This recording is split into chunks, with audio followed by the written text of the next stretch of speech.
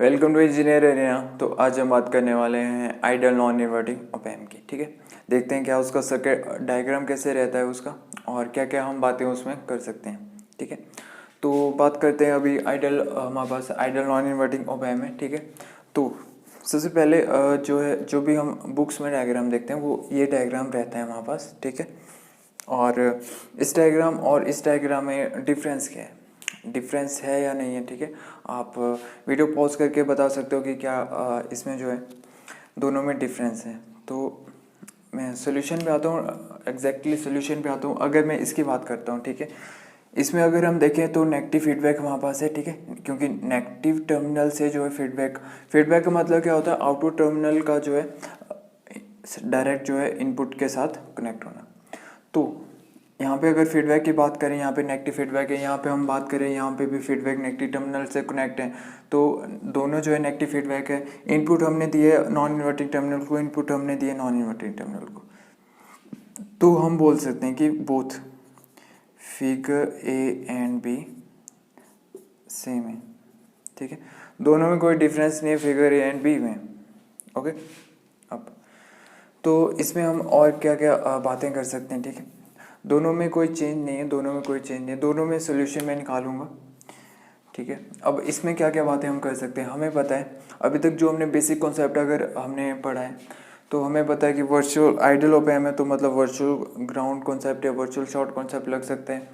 तो यहाँ पे अगर ये वैल्यू वी एस है तो ये भी हमारे पास क्या होगी, हमारे पास वी एस होगी, है ना। ये भी अगर वी एस है तो ये भी वी एस होगी। तो यहाँ पे अगर हम के सी एल या नोडल एनालिसिस लगाएं तो ये होगा V S upon R one plus V S minus V not upon R two is equal to zero. इसको थोड़ा सा सॉल्व करते हैं। V S R two plus V S R one minus V not R one is equal to zero. तो यहाँ से अगर हम जो है कॉमन क्या ले सकते हैं, वी एस कॉमन लिया, R one plus R two is equal to V not R one. तो वी एस को उस साइड ले जाते हैं तो ये आ गया V not upon V S और ये आ गया आर वन इस साइड को। ठीक है, तो output voltage upon input voltage हमें पता है कि वो होता है हमारे पास गेन होता है, वोल्टेज गेन, जिसको हम बोल सकते हैं A V is equal to, इसको अगर हम लिख सकते हैं ऐसे भी लिख सकते हैं, one plus R two upon R one. ठीक है, ये नॉर्मली जो है मतलब मोस्टली ये रिजल्ट हम देखते हैं। ए वी नहीं तो हम इसको और भी बोल सकते हैं ऐसे V not upon V S, या इसको ऐसे भी कहीं भी लिखा होता है V not is equal to V S into one plus R two upon R one.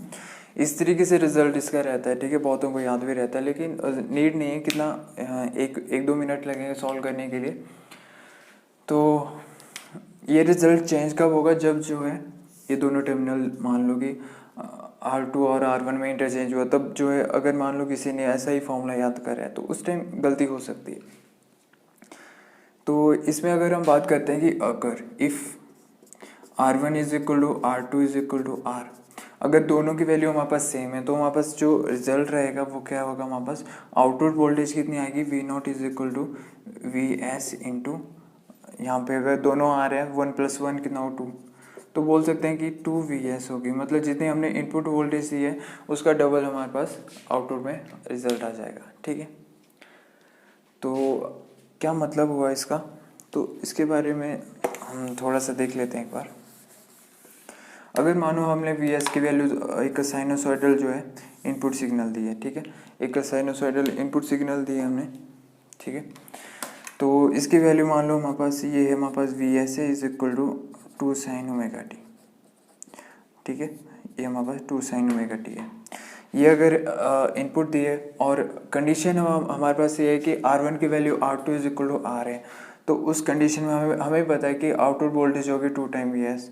तो हम ऐसा भी बोल सकते हैं कि जो आउटपुट होगी हमारे पास वी नॉट की वैल्यू होगी वो इस तरीके से होगी जिसका एम्पलीट्यूड होगा 4 होगा हमारे पास, और आउटपुट इक्वल टू हमारे पास 4 साइन ओमेगा टी आ जाएगा। क्यों आएगा, क्योंकि हमें पता है कि when R2 is equal to R1 is equal to, दोनों की वैल्यू अगर सेम है हमारे पास तो आउटपुट हमारे पास 2 टाइम हो गई इनपुट वोल्टेज की।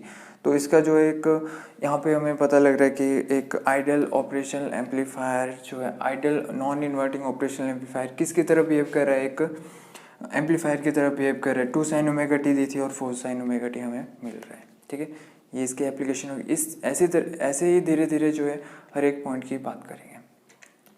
जब हम इसकी बात करते हैं, ठीक है, इसकी बात करते हैं, हमें पता है तो इसमें क्या हम बातें कर सकते हैं।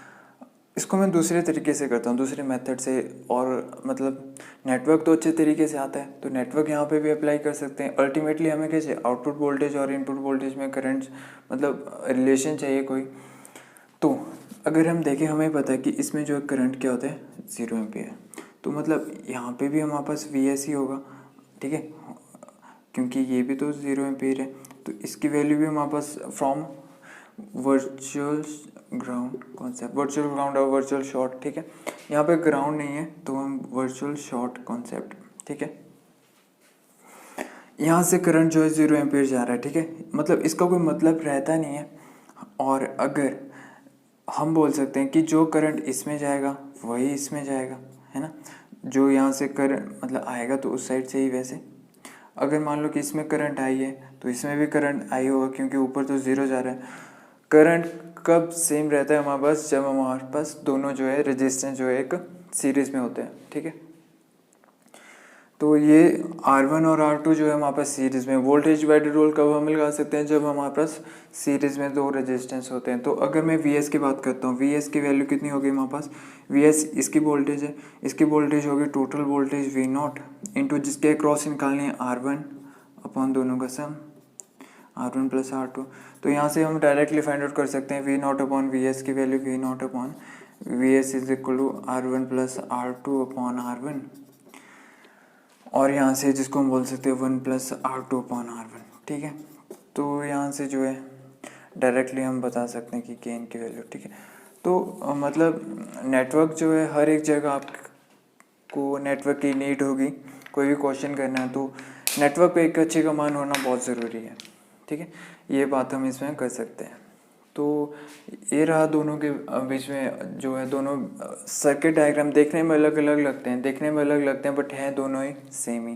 ठीक है, तो अच्छी तरीके से एनालॉग में अगर हमें कमांड बनानी है, अच्छे तरीके से कॉन्सेप्ट को समझना है, तो ये सारी चीज़ें जो है हमें पता होना चाहिए कि फीडबैक सेम है, दोनों में फीडबैक सेम है, इनपुट कहाँ पे दिए, तो सारी चीज़ें, रिजल्ट है, कैलकुलेशन किस तरीके से, अगर वोल्टेज डिवाइडर रूल भी आना चाहिए तो पता होना चाहिए। एक एनालॉग का एक जस्ट एक बेसिक ऑपरेशनल एम्पलीफायर का एक बेसिक कॉन्सेप्ट इस तरीके से ही हम जो है पढ़ते जाएंगे इसके बाद। ठीक है, तो मिलते हैं नेक्स्ट वीडियो में, उसमें हम देखेंगे आइडियल इन्वर्टिंग ऑप एम्प की बात करते हैं।